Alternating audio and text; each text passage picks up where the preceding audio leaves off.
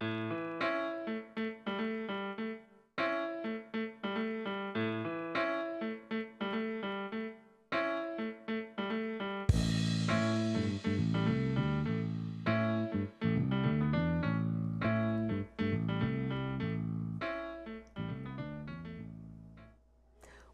to Your Need to Know. I'm your host, Catherine Reed. Today we're going to be talking with the co-founders of a new app called Cause Finder.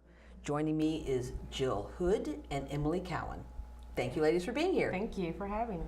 So it's a very interesting story how you discovered that there's a great unmet need out there for people who do organizing, especially when they're organizing something big like rallies. Yes, you're dead on.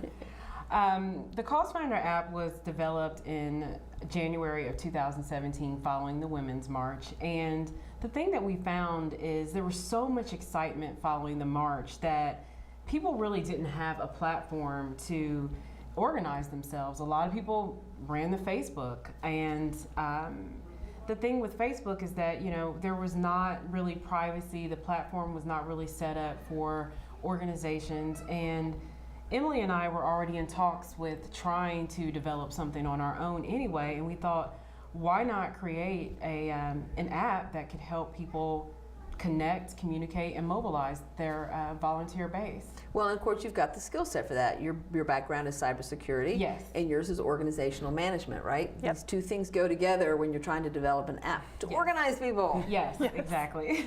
And what about privacy? I mean, Facebook, that has been fairly recent that suddenly questions of who has access to what we're all saying and doing and participating in on Facebook. Yes. Sure. Well, we've been concerned about privacy pretty much since the Women's March. We had been watching a lot of dialogue through Facebook. People were having heated exchanges in public. I can't think of another time that I would share my private thoughts with my 500 closest friends. And, I had several friends who had downloaded the Facebook Messenger app and had been notified that their phone was downloading all this information and sending it to Facebook through the Messenger app. So we were really concerned about privacy and security and allowing people to have these conversations in a safe space that allowed them to engage with things that they cared about without sharing it with everyone they knew. Right, and like I said, I think a lot of people have now decided to get off Facebook, which is going to make organizing people even harder. People are like, I'm opting out of this free platform, but that is kind of the problem Yes. with a free platform, and that is not going to be your model. No, we actually early on decided that we wanted to have, number one, an ad-free platform, and we also wanted to protect people's privacy. And so we decided that although there are tons of free apps out there, that we're going to make our app a subscription-based model. And that is primarily paid for by the organizations, and it just really, that fee really helps us to, with enhancements with other rollouts. Well, right, because one assumes that as you put this in the hands of users and people are like, well, could you add this feature? Or it would be even more robust if you could put something else in. And so if you're not charging anyone, you're relying on advertisers. And if you don't want Yes. advertisers, then someone's got to pay for this. Yes, Right. exactly. Well, some people don't realize that when you download an app from the store, you're like, oh, it's free, sweet, but they still have to pay for their business somehow. And so that's how you get into this cost model of selling people's data, and that comes in a lot of different forms. You've got biometric data, you've got people's personal data, you've got their location data, and that allows companies to sell you all kinds of things. And I, for one, get tired of seeing ads everywhere I look. And so we really wanted the opportunity to create a space, like I said, that people could engage. And just because privacy does have to come at a cost, it can still be an affordable cost. So we've kept that in mind as we developed our subscription model.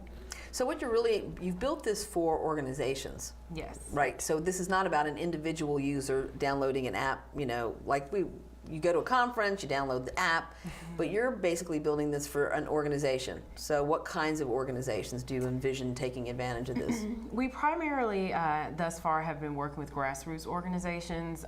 We feel like our early adopters will be political organizations, also nonprofits. We feel like that will most likely be our base. And those are the organizations that seem to be able to use our features the most.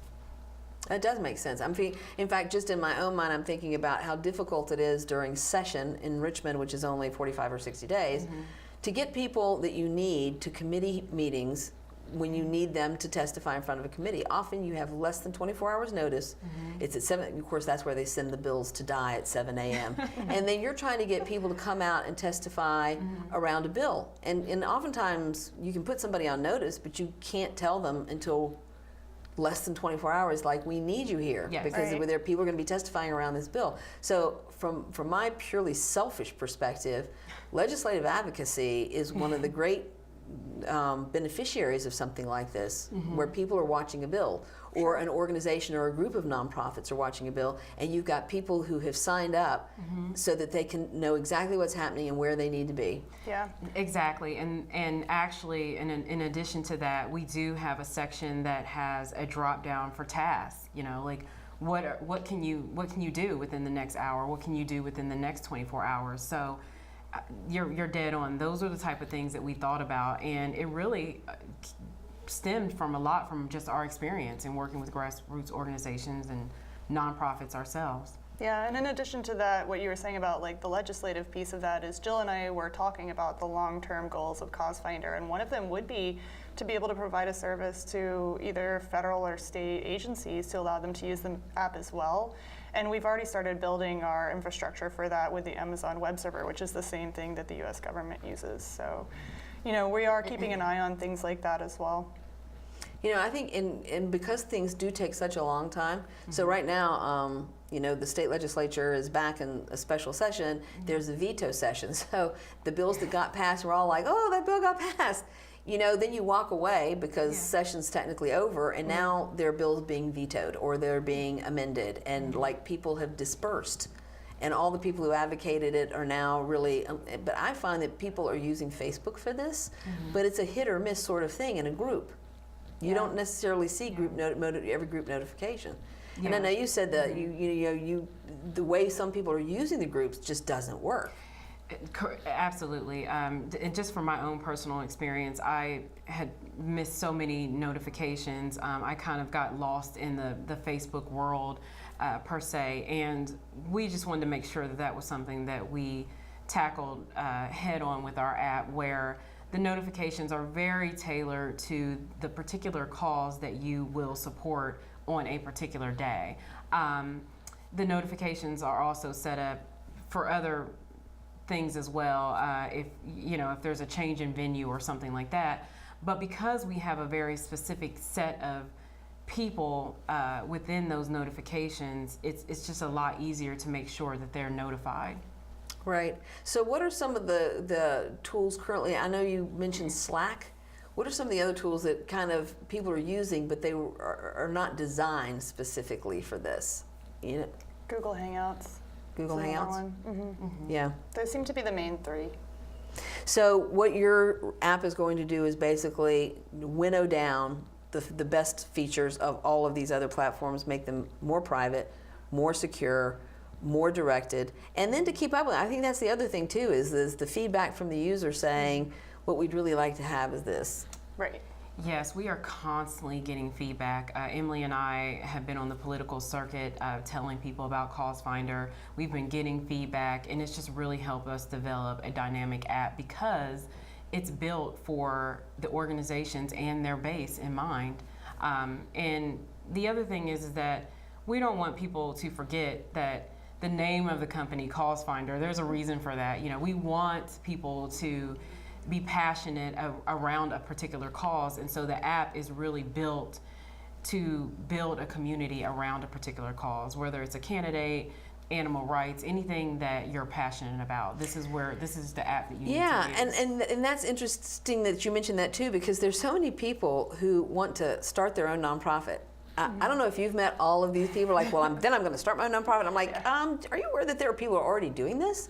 Right. People are already doing this thing. You just don't know who they are. You've never heard of the organization. You don't know where they're located. You have no idea how to engage because you don't know they exist. Yeah. So when people want to get involved, for instance, in environmental issues, like, Earth Day, well, who's doing what on Earth Day, right? They would be able to say, I am looking for an event on Earth Day, maybe one that's family friendly, maybe one that's in my town. Yes. So I'm going to go to Cause Finder. Yes. Is that part of how this is going to work? Yes, and actually we're going to show that screen in just a few minutes, but that's one of our top features. That's one of the things that we thought about very early on. People have to be able to find the information that they need, and so our search feature is very dynamic. We allow organizations as well as members to go in and search for other members or organizations based on a cause, keyword, location, and or skill. What we found is that, you know, some grassroots organizations said, look, we're looking for a specific skill. And we decided, oh, that's a feature that has to be there. And so you go in, you type marketing, and what it will do is bring up a list of members that have a marketing background and are willing to lend their support, and also by location. And so we just love it. We're excited. We can't wait until the app is done. We have so many organizations that are ready to use it. And yes, that's one of our main features. It is funny you use that example though, because we actually had that happen for Martin Luther King Jr. Day. Oh, wow. Jill called me and she was like, people are texting me, when is your app coming? You know, we need it so that we can figure out where to go. Everybody wanted to get involved. They wanted to participate in some kind of positive community activism, and they weren't able to do so because they couldn't find something local. Just because people can't donate all of their time doesn't mean they shouldn't be able to participate, or at least donate some of their time. And we're hoping to give them that opportunity through the Cause Finder app. And will you be able to do things really like telling people whether or not it's meant for small children or not? Like there's a lot of things that happen at the local 16 in DC. Like you wouldn't necessarily bring your 7-year-old, right? Yeah. Right. So that's actually a very good question. We do have a section that has a description that the organizations purposely put there for anyone that wants to attend an event or volunteer, just so you have an idea of kind of like what you're getting into, and yeah, if you should bring your children or not. Although that sounds like a great filter, so we may have to add that in. Well, I do say that because a lot of people do want to take their children. Yes. But I've been to plenty of places where like you really have to be 21 to get into Sure. the venue. Oh, Like so if you yeah, show up with your absolutely. kid and it's a bar, that's like not cool Yeah, for right. anybody. Yes. Right. So I'm just kind of thinking out loud to myself, you know, that, you know, when, especially because I think getting kids involved in these kinds is a great way to cultivate the next generation of grassroots activists. Yes. But I think parents have to feel a certain sort of level of, is it going to be safe too? I mean, you think about what happened Sure. in Charlottesville, and, you know, nobody thought it would, I mean, people knew it was going to be ugly, but nobody certainly thought it was going to be as ugly as it was. So when we come back from this break, we are going to be talking more with Emily Cowan, Jill Hood. They are the co-creators, co-founders of Cause Finder. This is a new app that is going to help organizations organize their members for more effective activism around the causes they care about. Maria, so how's work? It was fourth period biology. Our students just weren't getting how easily viruses spread. So Miss Bell and I had them role play a zombie virus outbreak. By the time they had all learned the lesson, all the living were dead. Hey, how's your job going? That big sales meeting I planned? Next year, I might get to go. Cool.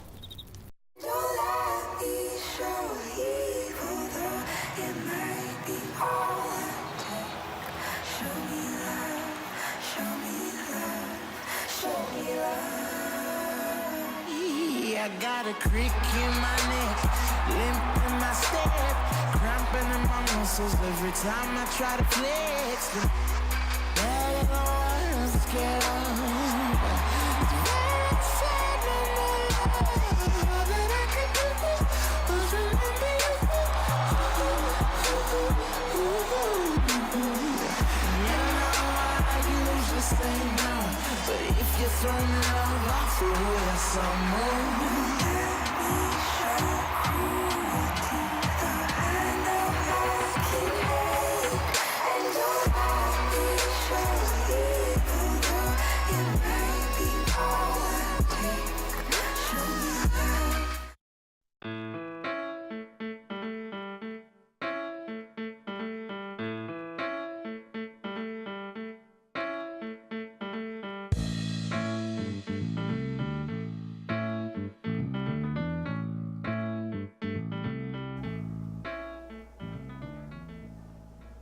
Welcome back to Your Need to Know. I'm your host, Catherine Reed.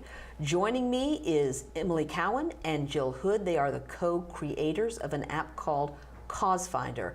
Thank you, ladies, for being here. More importantly, thank you for creating the tool that everybody needed and didn't really maybe know they needed this tool, right? So it's highly specific. It's going to be ad-free. It is aimed at organizations helping to organize people around many different kinds of things. Yes. So tell us a little bit about your thought process as you went through looking at features, layout, and how this was actually going to function. Sure. So one of the things that we wanted to do is just make sure that we streamline the process. Because we both worked in grassroots organizations, we've been a part of marches, events, and things like that. We just wanted to include things that we knew if we were users of the app, what would we want to use? And so the slides that I'm going to show in just a few minutes kind of give a highlight of that. We did not include all of our screens for privacy reasons, of course, but we did include enough screens to just kind of give people an idea of what the app can do and how powerful it can be for their organization. Oh, and it's got to be easy to use. Yes. It's, everybody's got a smartphone now. Yes. So, and that's kind of the, talking about how this is going to be subscription based and how somebody has to pay. Every time the operating systems change for phone models, right? Apple's operating system, now everybody's got a new operating system, so the changes have to be made so that your app, I don't think people think about that. Like when your app stops working, like it's not working, it's kind of like, somebody has to update the app to work with the new operating system. Yes, and there's a cost involved. There is an ongoing cost involved. And so somebody has to pay for that. And if you don't want to see ugly ads or have people marketing to you or selling your information, then organizations need to, purchase the functionality of the app to provide the tool to their members. Yes, absolutely. So show us a little bit about what is this going to function. So here we just have Cause Finder app. Our kind of tagline now is connect, communicate, and mobilize. And, here we have just a basic sign up, sign in screen. Of course you can change the picture if you like. We just think this baby's cute. So get involved, find a cause. I think we talked about this briefly earlier, but again, you notice there's just not a lot going on with this particular screen, but it's actually very powerful because you put in your keyword search and then this is where you can find someone based on skill, you can find where they're located, and you can also find a list of members based on the causes that they're attached to. But no ads, no frills. Volunteer or attend an event. This is where I talked about earlier. We kind of have a description of the event just to let people kind of know what they're getting into. You can also see other volunteers and attendees that plan to also participate in the event, as well as other organizations. I think this is very important that we show the other organizations that are also participating as well, because a lot of times these grassroots organizations are we're trying to do the same thing. Right. So if you see, oh, I'm connected to this other organization, they're already going to be there. There's no need to kind of duplicate efforts, because then you water down the amount of people coming to each separate event rather than consolidating everybody behind one enormous event. Yes, exactly, and that's the reason why we have this feature here, and we just think that it's great.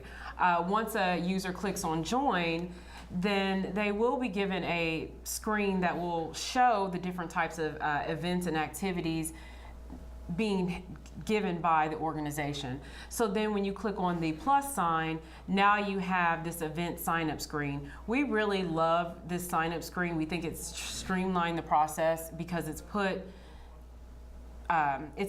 back on the volunteer to let the organization know what tasks that you can participate in, what time you're going to be there, and then also if you wanted to share the event, you can. Now, there is a caveat here. This share is slightly different than you may see in other social platforms. This share allows you to share with your connected members. And the reason why we do that is because if you share to someone that's not connected, we want to force them to connect. Right. You know, we don't want to share with people that don't want to become a part of the Cause Finder family. We want you to find a cause. Right. That makes sense. So that's the purpose of that button at the bottom. Also worth noting before we move on is the attendee and volunteer opportunities here at the bottom, and that's particularly nice for things like rallies for the organizers, because Right. it's good to know how many people you're going to be expecting, but it's also good to know who will be able to hold the signs pointing where to go. Right. So. Yes. Right. And then finally, we thought this was just of the utmost importance. I was a member of a grassroots organization where I wanted to get an update on meeting notes, and I found myself lost in the news feed. And so we just really decided that we needed a private discussion area that was controlled and monitored by the organizations. And so that's what we have here. We do have a two-factor authentication method for users to join, which means it's something you have and something you know. And once you are in that discussion forum, it can only start or end by the moderator. I like those controls. So in talking to, out on the political circuit, talking to different nonprofits and grassroots organizations, we found that there are features that we need to add. We decided that we were going to add those into the rollout 2.0. And some of those features are messaging, notifications, background checks. And this just kind of gives a brief. So here we're just briefly showing that we do plan to have the messaging as well as the notifications that I think we talked about earlier. And as you can see, there are different types of notifications.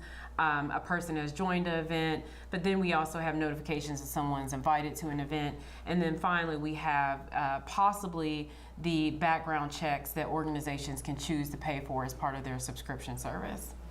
And that makes sense too. There's a lot of fake bots out online saying, I get friend requests from a lot of men who are widowers from foreign countries. I don't know. I'm thinking you're not for real. Yeah. No, delete, delete, delete. And I think actually the background checks was presented to us from a church organization that said, this is something that we have to do for our tutors that work with our children. Right. And so it's like, oh, well, yeah, you're a nonprofit and you probably will want to use our app, but this would be a great feature if it was something that was already done up front. Yeah, no, I agree. Yeah. The other thing I like about it too is having the app and the ability for organizers to update information. Things can change quickly, Yes. whether it's a weather event, a traffic event, or more people showed up than you have room for. I mean, there's a lot of reasons you need to get information out to people immediately, Yes. like in the midst of what's going on. Yes, exactly. And that's one of the key features of our notifications. Emily was on that, she was just like, this is so important, we need this, things change so quickly. And so that's a feature that will definitely be in our rollout 2.0. This is great. So when do you plan to actually put this out for the public? How do you plan to roll it out? We're doing the show, and then of course it's the reach of the show, my goodness, so many people will be clamoring for it. But seriously, I mean, how do you plan to raise up the visibility so that people know it's out there? So we have a brand ambassador program that we're working on. We're hoping to reach out to people who are interested in the Cause Finder app and that they can communicate with their colleagues and peers. Jill and I have been working through different political networks to both meet people because of things that we're interested in, as well as to discuss the Cause Finder app as well. We're really relying on a word of mouth approach for now because that's how things take off. It's word of mouth. Once somebody's used it and it works well, you're going to find other organizations going, yeah, how'd you do that? And it's like, because we have a tool to do that. Right. Yes. So I think that's really important. And we definitely have our pilot group that we've been working with, and they're excited. So I think, I think based on that, it's going to grow. I often tell people that we are not in competition with Facebook. We are not trying to be Facebook. We're not trying to be Slack. We want a platform that will allow us, just ourselves, to use and be able to connect with our base. And so if growing the app comes at a slower pace, we're okay with that. Right. Yeah. That just helps us with scalability. Absolutely, and it's better to do it and get it right. Yes. Right. Actually, so do you think it'll be out by the summertime? Yes, we are looking at mid-June. We did have a little bit of a delay. Having a women-owned tech company we found was challenging. And Yeah, I bet. I bet. We have fans everywhere we go. yes, and working with our development team down to marketing. We just found that unfortunately, based on our gender, that some of our ideas and We're dismissed? yes, they were dismissed. What a shock. I'm so shocked. Your ideas were dismissed. No, tell me it's not so in the tech world. I'm so shocked. Yes, so we had to do a lot of regrouping, and so, but one thing about Emily and I, we are very resilient. We know that this is a need. We have so much support in organizations telling us that, they can't wait for us to release it.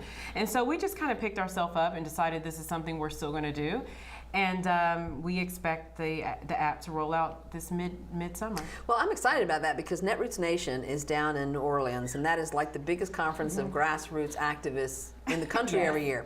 So I've pretty much gone every year. I don't really want to be in New Orleans like the first week of August.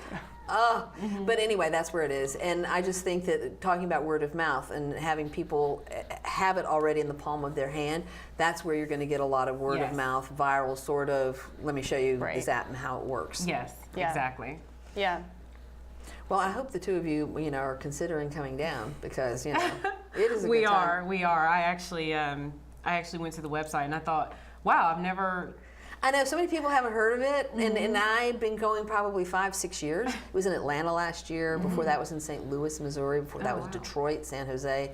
And they'll announce at this Netroots when the next one is. But this is where people from all over the country, and some people come from other countries, to share best practices, because this is the nature of grassroots organizing. We are all learning from each other. Yes. Right. Where it's very, it's a flat organizational thing. There's not a hierarchy a lot of times in grassroots organizations. It's people going, this is what I did, and this is what worked or didn't work, and this is how we can make it better, and it's just an enormous idea sharing. Sure.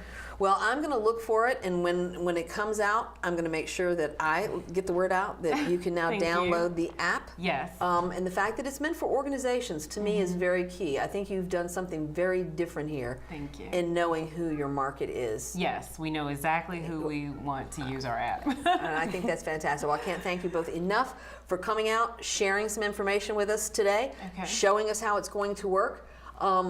Look out for Cause Finder. It will be in your local app store on your smartphone at some point in the summertime. And consider how this is going to help all of us be more effective, whether it's legislative advocacy, it's having people show up for rallies, or it's about putting forward something, causes like the environment, something you can take your kids to. So this is exactly what you need to know.